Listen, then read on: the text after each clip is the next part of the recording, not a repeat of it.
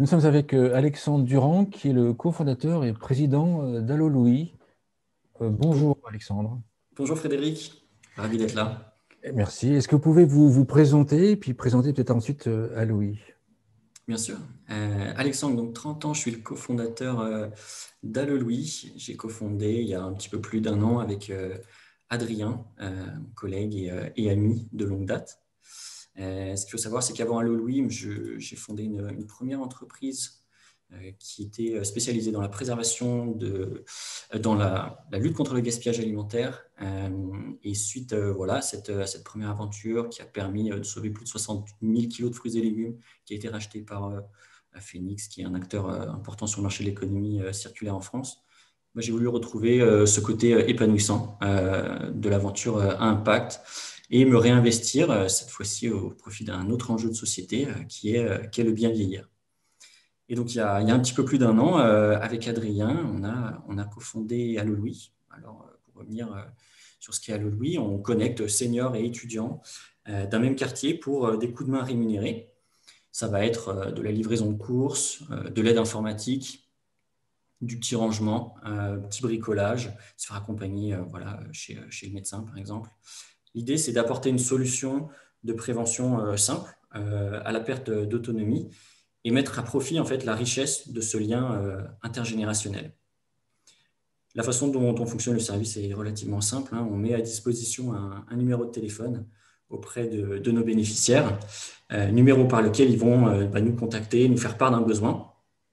Et ce besoin, nous allons le transmettre localement à notre communauté d'étudiants de confiance qui ont été sélectionnés auparavant. Puis la mise en relation se fait, la visite a lieu et le bénéficiaire, donc senior, va rémunérer l'étudiant 10 euros par heure à la fin de la visite. Et nous, à Louis, facturons des frais de mise en relation voilà, qui vont comprendre ce travail d'identification d'étudiants, de mise en relation, de suivi de la visite et de déclaration de la rémunération.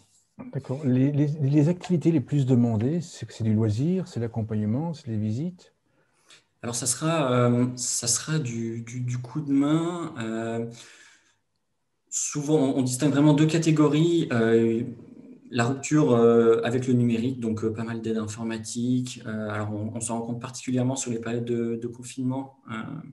Une vraie volonté de la part de nos bénéficiaires à justement pouvoir rétablir le contact ou le maintenir avec leurs proches. Donc, on va intervenir pour expliquer comment fonctionne WhatsApp, installer une solution de visioconférence. Ça va représenter près de 50% des demandes qu'on va traiter en période de confinement principal. Ça aussi entre 40 et 50%. Des limites liées à la condition physique en fait de nos bénéficiaires. Donc ça peut être de la livraison de courses, monter à l'escabeau pour changer quelques ampoules, se faire accompagner en extérieur. Voilà, on va pas ou peu en tout cas intervenir sur des demandes spécifiquement liées ou en lien direct avec l'isolement social. C'est pas une proposition de valeur clé qu'on va mettre en avant chez Allo Louis. On est vraiment sur la résolution d'un besoin identifié, donc de la prévention à la perte d'autonomie. Et cette notion de lien social, en fait, elle est annexe. Mais en fait, on n'aura jamais un bénéficiaire qui va nous appeler pour nous dire est-ce que vous pouvez m'envoyer un étudiant, je me sens un peu seul. C'est D'accord. pas notre cas. Au niveau de l'offre et la demande, il y a plus d'étudiants, il y a plus de propositions d'étudiants ou il y a plus de demandes de seniors? Alors, très clairement, notre objectif, en tout cas, c'est de faire matcher les deux. Disons que si on sollicitait autant euh, nos bénéficiaires seniors que les étudiants, on aurait beaucoup plus de demandes d'étudiants. Euh, Pourquoi? Il y a deux raisons hein, qui expliquent ça. La première, bah, c'est la facilité aussi à entrer en contact avec les étudiants via des médias plus numériques. Et puis la situation aussi de ces étudiants, la proposition de valeur en fait, du service, elle est forte. Hein. C'est un petit job payé 10 euros de l'heure avec des missions quand vous le souhaitez, proche de chez vous, qui en plus de ça ont du sens. C'est très fort. Donc, il y a aujourd'hui un effort moindre, disons, qui est mis sur le recrutement de ces étudiants comparé à l'effort qui est mis pour le recrutement des bénéficiaires. D'accord. Qu'on comprenne bien, c'est le senior qui définit son besoin et ensuite après vous cherchez un étudiant où il y a déjà des catégories, des tiroirs dans lesquels, enfin, des tiroirs avec des activités qui sont prédéfinies. Alors, Ça va être, non, ce sont des coups de main. Je pense que la communication d'Alloé, elle est suffisamment claire pour que le besoin soit déjà qualifié en amont. On a rarement des appels de bénéficiaires qui nous demandent, je sais pas moi, de faire des raccordements électriques, voilà, qui nécessiteraient une vraie expertise. Oui. Ça va être aussi le travail du centre d'appel, en fait, à un moment, nos conseillers qui vont être là pour dire ça rentre dans les cases, ça rentre pas. Mais on va pas parler de catégorie, on va parler de coup de main et ce terme-là en fait est très bien compris par nos D'accord. bénéficiaires. Euh, on n'a pas ce problème. D'accord. L'origine, pourquoi avoir lancé Allô Louis, la naissance, il s'est passé quoi? Quel constat vous avez fait? Puis pourquoi Allô Louis? Le constat qu'on a fait, donc Adrien et moi, en fait, c'est un constat que pourraient faire beaucoup de jeunes de notre âge. On a la trentaine, on est proche de nos grands-parents respectifs, et on se rendait compte qu'à chaque fois, en fait, qu'on leur rendait visite, il y avait toujours voilà, un petit service à rendre, euh, des besoins qui, personnellement, pouvaient nous prendre quelques minutes. C'était très rapide, relativement simple, mais qui parfois s'accumulaient dans le temps et pouvaient en fait contribuer à dégrader la qualité de vie de nos grands-parents. Et puis en s'intéressant un peu au problème, on s'est rendu compte que en fait, c'était un besoin qui était exprimé par de nombreux seniors, notamment à partir de 75 ans, âge à partir duquel apparaissent justement les premiers signes liés à la perte d'autonomie. Ça concerne 6 millions de personnes en France, 6 millions de seniors de plus de 75 ans aujourd'hui en France. Ils seront près de 9 millions d'ici une dizaine d'années. Cette hausse qui est expliquée notamment parce qu'il y a à peu près 75 ans naissaient justement les premiers baby boomers. Et aujourd'hui, 40% des seniors de plus de 75 ans expriment la volonté de se faire accompagner au quotidien. D'accord. Les besoins qui vont être demandés, enfin, on s'adresse à des personnes qui sont autonomes, si on devait qualifier cette autonomie en termes de GIR, GIR 5 à 6. Et donc, ce sont des personnes qui se déplacent correctement, qui font voilà, potentiellement leurs courses, qui peuvent parfois même conduire. Il y a pas de souci particulier, mais pour qui monter à l'escabeau pour changer une ampoule est devenu compliqué, descendre les escaliers un peu raides, pareil, voilà, c'est une vraie problématique. Et l'idée, en fait, c'est de leur apporter ponctuellement cette aide pour justement leur permettre de répondre à ce besoin-là et les amener en fait vers une prévention en fait à la perte d'autonomie. D'accord. Un an après, est-ce que vous avez toujours ce même constat? Est-ce que vous avez, après un an après, quelles sont les principales conclusions que vous avez faites? Alors cette première année d'activité nous a appris beaucoup de choses. Donc comme je vous disais, en effet, on est né décembre 2019. Donc voilà, on est à un an et 4 mois aujourd'hui, un peu plus de 600 visites réalisées. Euh, le constat est très positif. Il y a bien évidemment des enseignements qui ont été tirés de cette première année. Je reviendrai dessus, principalement les barrières en fait, qu'on a identifiées, les solutions qu'on a trouvées, barrières à se faire aider, les solutions apportées. Ça nous encourage clairement à poursuivre ces efforts. La vision qu'on a en fait, si on devait se projeter à plusieurs années dans une société idéale, ce serait une société finalement plus inclusive de nos seniors. Cette inclusion, on pense qu'elle doit passer justement par le lien. C'est la prise de conscience des plus jeunes en fait de ce que représente le fait de vieillir, les enjeux en fait du bien vieillir. Et la mission qu'on s'est donnée justement pour répondre à ces enjeux, eh ben, c'est de connecter les générations à travers ce service de coup de main, finalement. On va pouvoir sensibiliser des jeunes à la condition des seniors. Voilà, se rendre compte qu'un senior, ce n'est pas simplement une personne à qui on laisse la place dans le métro. Ce sont des gens aussi qui ont des choses à dire, des gens qu'on peut aider facilement. Cette aide, une aide qui va générer beaucoup de valeur. Et puis, côté senior, c'est aussi sensibiliser en fait, à demander de l'aide. Voilà, comprendre qu'il y a des personnes qui peuvent facilement répondre à des besoins au quotidien. Et cette solution, on la pousse justement à travers Allo Louis. D'accord. Actuellement, il y a combien d'étudiants et puis combien de clients, entre guillemets, seniors sur votre plateforme? Alors aujourd'hui, on compte une communauté d'un peu plus de 900 étudiants et 300 bénéficiaires seniors. Voilà, il y a un ratio toujours à peu près x3 entre le nombre de bénéficiaires seniors et le nombre d'étudiants pour assurer une prise en charge rapide en fait, de la visite et une efficacité du service. Donc on essaie de maintenir en fait, ce lien entre l'offre et la demande et pas la décorréler. Ça n'aurait aucun sens d'avoir une communauté de 3 000 à 5 000 étudiants. On en frustrerait en fait beaucoup qu'on risquerait de perdre. La mise en relation sur la plateforme entre les étudiants et les seniors se fait comment? C'est le senior qui choisit quel étudiant, l'étudiant à quel il va faire l'appel ou comment ça se match? Ou c'est vous qui faites le matching? Non, oui, c'est nous qui faisons le matching. L'outil qui est à disposition du bénéficiaire, c'est un simple numéro de téléphone. C'est par ce numéro donc, qu'on va être contacté. Nos équipes vont recevoir tous les jours voilà, des appels avec des besoins qui sont formulés. Et à nous, après, notre expertise, ça va être de connecter ce besoin à un étudiant qui localement va pouvoir y répondre. Le choix de l'étudiant ne se fait pas. Nous sommes garants en fait, de la qualité des intervenants. Et c'est comme ça que ça fonctionne. Il n'y a pas d'interface numérique qui est mise à disposition des bénéficiaires. Et c'est un service qui s'adresse au senior lui-même. Ça, c'est quelque chose qui nous est cher, justement. D'accord. Dans 3 à 5 ans, votre objectif, quel est-il? La place à prendre aujourd'hui, c'est celle d'un acteur national, euh, un acteur référent sur le microservice à destination des seniors. L'enjeu, le problème auquel on s'attaque, celui de la prévention de la perte d'autonomie, il est national.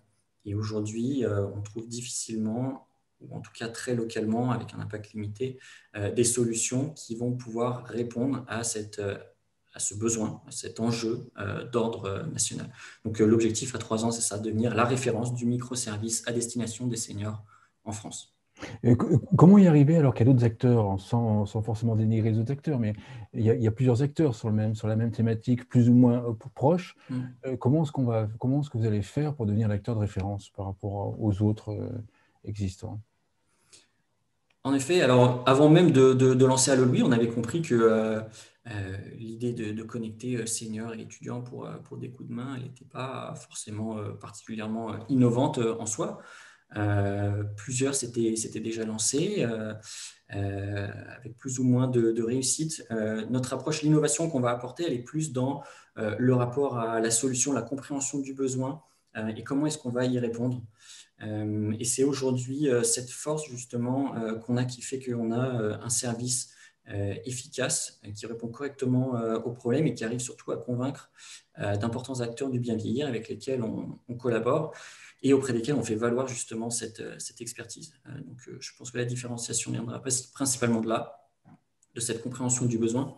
Ce qu'il faut savoir, c'est que ça ne vient pas de nulle part. Adrien et moi, donc Adrien, mon associé, on a été les deux premiers Louis. Donc les Louis qu'on a appelés, ce sont les étudiants de la communauté. On a été les deux premiers où pendant 1 mois et demi, on s'est rendu corvéable à merci auprès d'une quinzaine de bénéficiaires. L'objectif, c'était vraiment comprendre justement le besoin. Qu'est-ce que ça impliquait en fait de se déplacer chez un senior pour l'aider? Quelles étaient les demandes les plus fréquentes? Combien de temps ça pouvait durer? Comment était accepté voilà, d'accueillir un jeune chez soi pour un aîné? Quelles pouvaient être aussi les barrières à se faire aider? Cette compréhension-là du besoin, cette démarche centrée en fait sur le senior, on la met au profit tous les jours du service et on est en permanence en démarche d'itération, d'apprentissage et d'amélioration. D'accord. Donc là, vous avez pu voir les barrières qu'il y avait à se faire aider. Est-ce que les seniors acceptent facilement de se faire aider? Puis une autre question qui me vient, c'est est-ce qu'il y a une typologie de seniors qui acceptent facilement de se faire aider par des étudiants?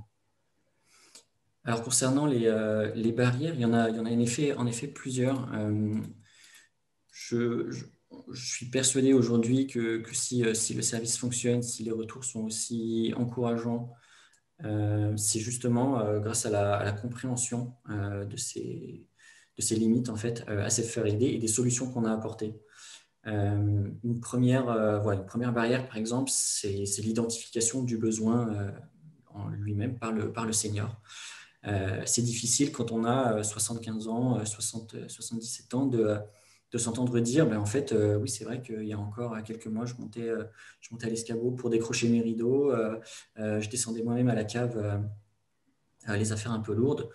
Aujourd'hui, c'est plus le cas. Donc, finalement, demander de l'aide, c'est aussi accepter qu'on en a besoin. Et c'est quelque chose de difficile parce que ça confronte très rapidement en fait, ces personnes, ces seniors, à leurs conditions de personnes fragilisées.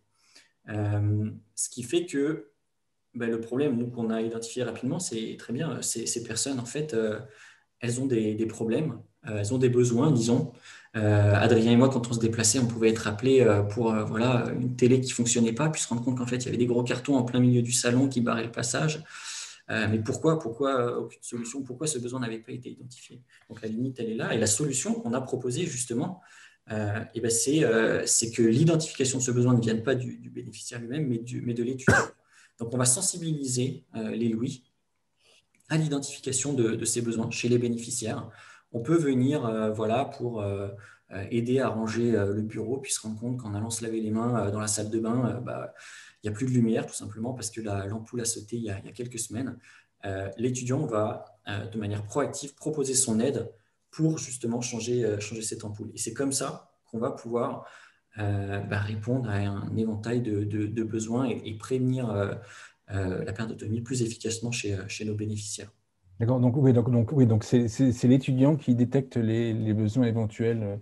Exactement. Il y a un premier niveau de détection qui va être via le questionnement, la demande d'informations complémentaires de nos équipes de conseillers par téléphone. C'est aussi pour ça que le contact par téléphone est important. C'est qu'aujourd'hui, ces équipes sont formées justement pour essayer d'identifier des besoins qui ne seraient pas remontés. Et puis, bah, qui de mieux qu'un étudiant sur place finalement pour constater ça. Et lors de la sélection de ces étudiants, on va les former, on va les sensibiliser à cette proactivité, à l'identification de ces besoins-là. D'accord. Autre barrière que vous avez pu Oui, bien identifier? sûr. Alors j'en ai identifié six, donc six problèmes, enfin six besoins, six barrières, six solutions. La deuxième, c'est en fait la culpabilité à se faire aider par ses proches. Alors la plupart du temps, c'est vrai que ces personnes-là, c'est nos bénéficiaires, ont l'habitude de faire appel à leurs proches. Ça génère, je vais faire un deux en un, deux barrières en fait. Donc la culpabilité et puis parfois ce côté infantilisant aussi que peut avoir l'aide d'un proche. La culpabilité, nous, on la ressent assez fréquemment au téléphone des bénéficiaires qui en fait apprécient pouvoir passer par le service en nous expliquant que voilà, ils témoignent que leurs proches sont finalement très occupés, qui ne souhaitent pas les déranger. Et cette limite-là, elle est forte. Aujourd'hui, avec le centre d'appel, justement, il contourne cette limite-là. Et puis finalement, c'est quelque chose de ressenti et de témoigné par nos bénéficiaires aussi. L'aide d'un proche peut être infantilisante dès que la solution est poussée par un enfant, par un petit enfant. Dans cette démarche de rendre justement ou de préserver l'autonomie des seniors, et ben, ça passe aussi par le choix de la solution, l'autonomie à choisir sa solution. Et ça, c'est quelque chose de très fort, finalement, d'avoir un numéro de téléphone à sa disposition, de pouvoir le contacter quand on le souhaite. Voilà, c'est le senior. On a remis le senior en fait, au cœur de la résolution de son besoin, de la résolution de son problème. Et ça, c'est quelque chose de très valorisant qui est apprécié de nos bénéficiaires. On parlait du centre, enfin, du numéro de téléphone. Ça aussi c'est une barrière en fait à se faire aider. Les solutions qui seraient exclusivement numériques en fait ne prennent pas en compte la barrière du numérique qui concerne encore un nombre important de seniors en France. C'est plus de 50% de nos bénéficiaires qui ne sont pas équipés d'Internet. Aujourd'hui, voilà, on a régulièrement des commentaires positifs de seniors qui sont ravis de pouvoir avoir quelqu'un au téléphone, de ne pas avoir à passer par une plateforme web On l'a dit tout à l'heure, ça permet aussi l'identification de besoins non remontés, la qualification du problème, enfin, du besoin, et puis bien évidemment le contact humain. Dans cette logique de reconnecter et de création de liens sociaux avec l'étudiant, on la transpose aussi dans le service. Et aujourd'hui et demain, ça sera le cas aussi. Même si la dimension technologique est importante chez Allo Louis, ce centre d'appel restera la porte d'entrée chez Allo Louis. D'accord. Oui, ce qui permet d'avoir de pouvoir aider des seniors plus âgés.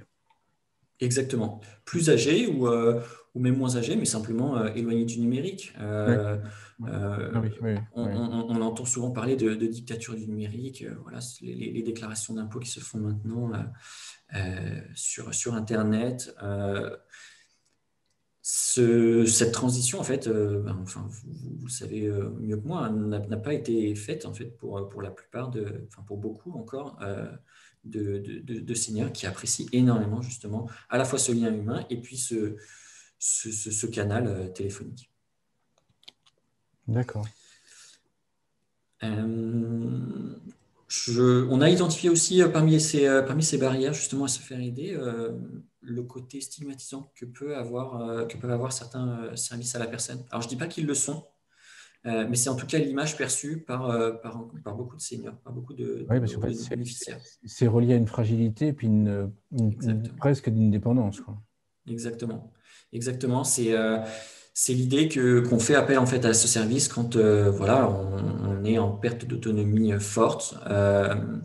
Et finalement, il y a un amalgame qui est fait. Voilà, demander de l'aide, demander un coup de main, enfin, demander de l'aide, c'est être une personne qui en a fortement besoin. C'est une personne aussi très diminuée, ce qui n'est pas tout le temps le cas. La solution qu'on a apportée, en tout cas à cette barrière, c'est finalement de mettre le plaisir de se faire aider au cœur du service à la personne. Ce ne sont pas des professionnels de santé qui interviennent, ce ne sont pas non plus des techniciens, des aides à domicile, ce sont des étudiants.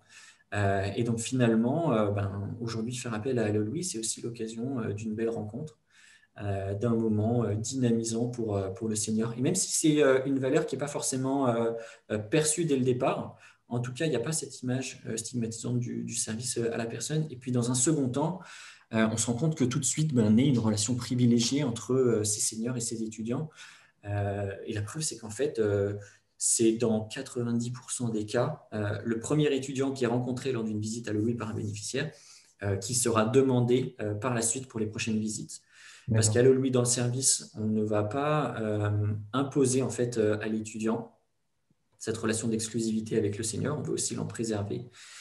Mais on va donner la possibilité aux bénéficiaires de faire appel à nouveau au même Louis. À ce moment-là, la visite lui est poussée en premier. Et puis, en fonction de ses disponibilités, s'il est disponible ou pas, il va pouvoir saisir la demande. Mais on se rend compte que comme ça, voilà, des amitiés, hein, on peut le dire, naissent et persistent dans le temps. Donc c'est aussi finalement ça, la force du service, c'est le plaisir à se faire aider. Nous, on y croit beaucoup pour pérenniser justement, pour implanter durablement, en tout cas, une solution de prévention à la perte d'autonomie chez nos bénéficiaires. D'accord, le plaisir à se faire aider, c'est bien, très très bien. Exactement. Et pour terminer, la dernière barrière qu'on a identifiée, c'est en fait le prix des prestations. Chez Allo Louis, on est entre 30 et 40% moins cher que des services similaires qui seraient dispensés par des experts finalement. Un problème sur une boîte mail, la plupart ou même brancher une imprimante, ne nécessite pas forcément le passage d'un expert. Un étudiant peut tout à fait le faire. La prestation, le coût de la prestation sera moindre. Et une des raisons aussi pour laquelle ce prix est intéressant pour nos utilisateurs particuliers, c'est parce qu'aujourd'hui, le modèle d'Allo Louis le permet.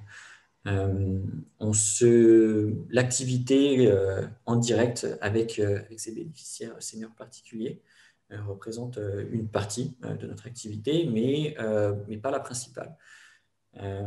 Aujourd'hui, la valeur le chiffre d'affaires qui est généré en tout cas par le service provient principalement de partenariats réalisés avec des acteurs du bien vieillir, des groupes de protection sociale.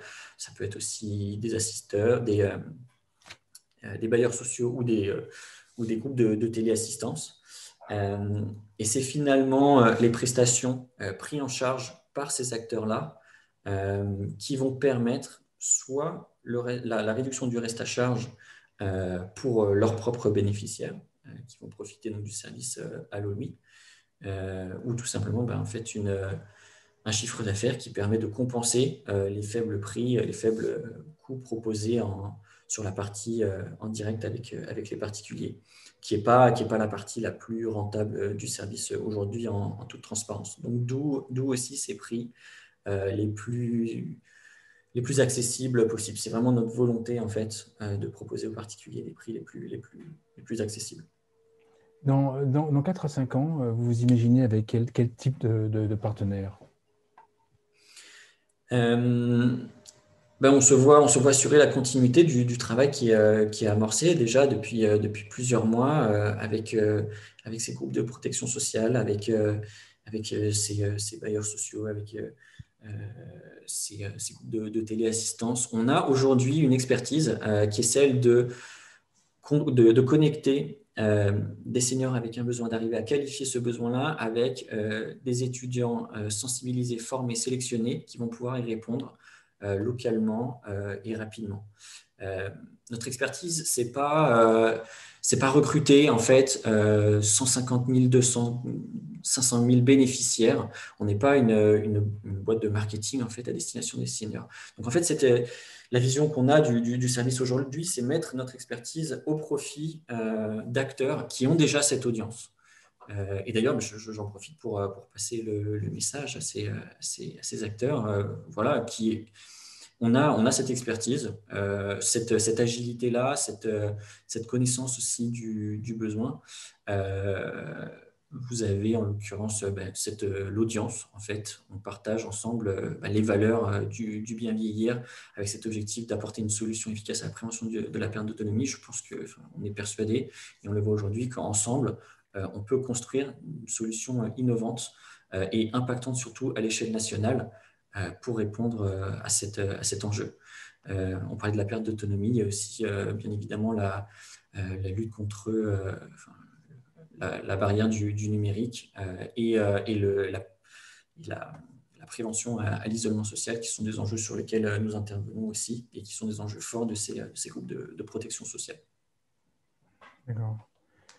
Une conclusion de conclusion? Écoutez, je vous remercie en tout cas déjà de donner la parole à Allo Louis. L'objectif, c'était aussi de partager ces bonnes pratiques à destination d'autres acteurs du bien vieillir. Nous, il y a un an, quand on s'est lancé, voilà, c'est typiquement des conseils qu'on aurait apprécié avoir. Si on peut aujourd'hui faire gagner quelques mois à des jeunes projets qui se lancent, on en sera ravis. On en sera ravis parce que finalement, on partage ensemble cette vision d'une société qui sera plus inclusive des seniors, cette volonté d'impact. On parle je vous disais, 6 millions, bientôt 9 millions de bénéficiaires en France. Allo Louis, en un an, c'est 300 bénéficiaires. Des objectifs de plusieurs milliers cette année, bien évidemment. Mais on est encore très, très loin d'avoir apporté une solution qui répondent en fait à ce besoin. Donc, si ça peut permettre l'émergence ou en tout cas voilà, le lancement plus efficace d'autres acteurs à nos côtés, on sera ravis. Super, merci Alexandre Durand. Je rappelle que vous êtes cofondateur et président d'Allo Louis. Merci beaucoup. Merci Frédéric.